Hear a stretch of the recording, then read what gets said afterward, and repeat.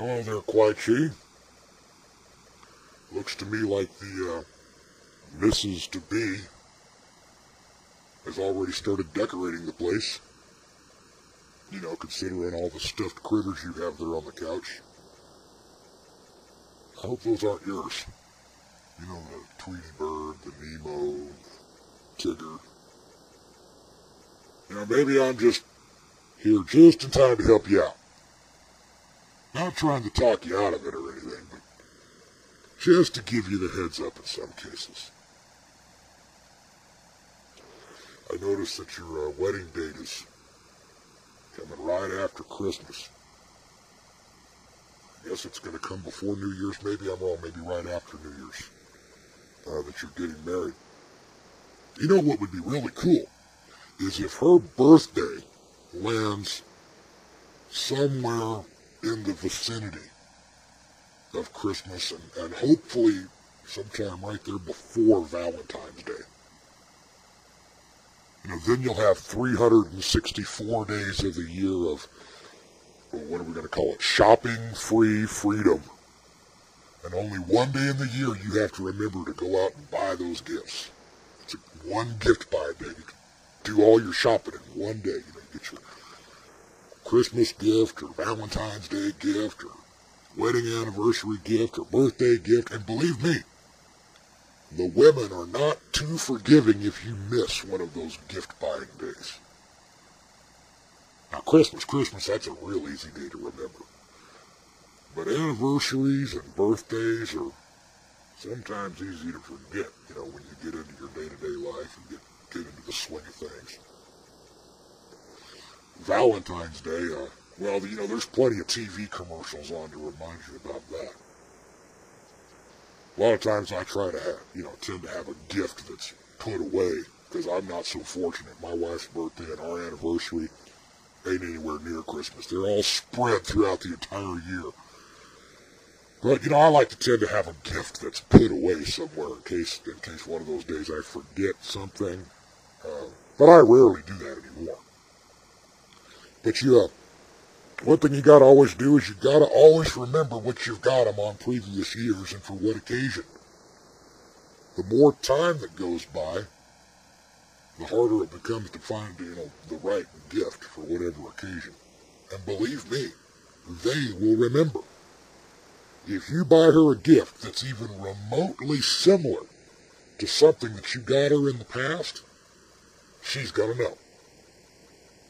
And depending on what type of girl she is, will depend upon her level of how much she reminds you that you got me something like that 10 years ago for our anniversary. Maybe there won't be any, you know, hard feelings or anything, but she'll remind you about it. And when they remind you about something, that's to let you know, don't do that again. Sometimes they do it kind of subtly. Well, you know, I guess it just all depends on the type of woman you got.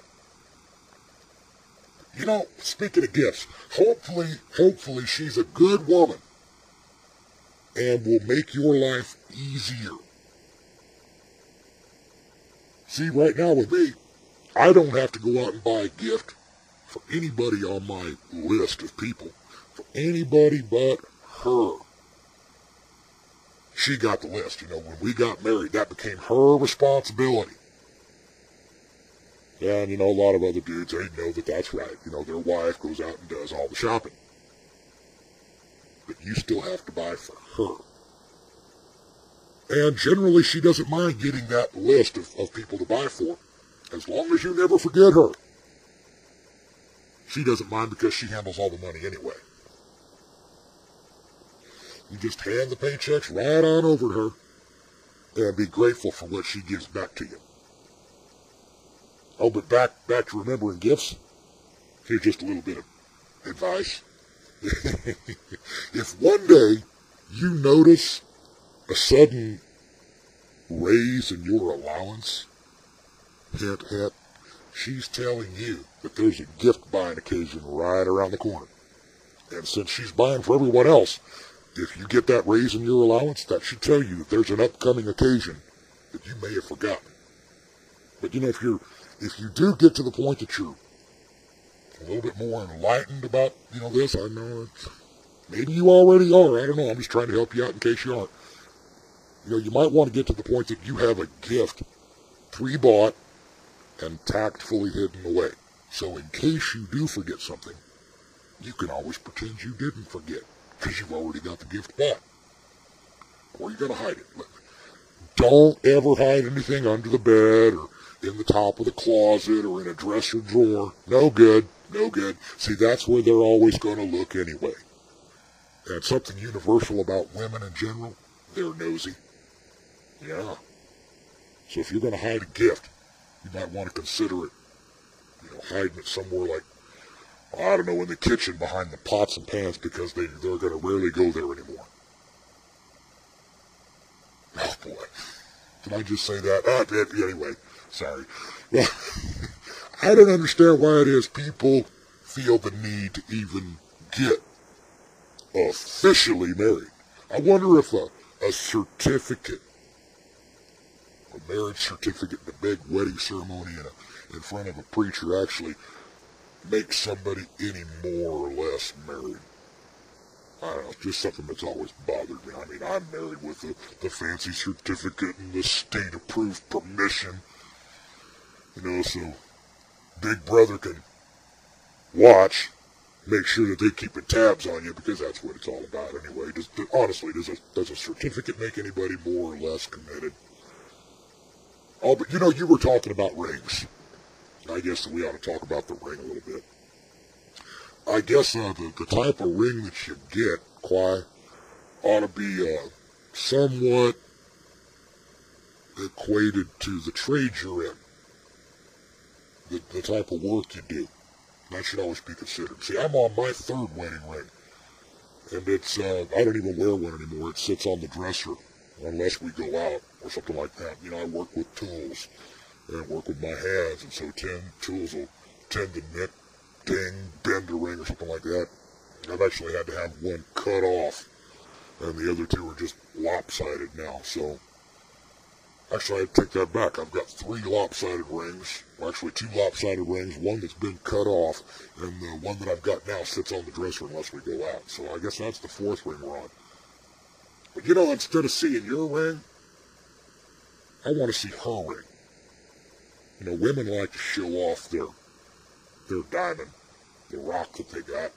And I don't want to see her diamond ring just because I want to see it, but the size of the rock that you buy for her is, I'm theorizing that that's directly proportionate to your level of being PW. The bigger the rock, the more PW you are, I think. I don't know. You ought to check out the book, Men Are From Mars and Women Are From Venus. That's just another thing that I had on my mind that you might want to read. Do you call her little pet names? Like little Schmooksy Poo and all the other little pet names that people send.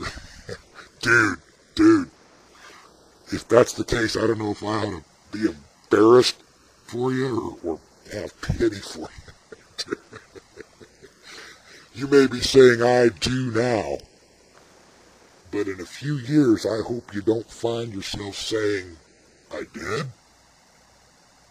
After you have a couple little fuck trophies and you wake up early in the morning and getting breakfast cereal. Don't even get me started on kids. I could go on and on about the pros and cons of kids, but suffice it to say, be prepared. That happens. What else do I want to be prepared for? God forbid your mother-in-law should ever move in. You're really screwed then. Speaking of mother-in-laws, take a good look at her. Take a real good look at your mother-in-law. Because, dude, that's what your old lady's going to look like in 20 to 25 years. Depending on how much older she is than your wife to be. How much older mother is than daughter. And if you like what you see, congratulations.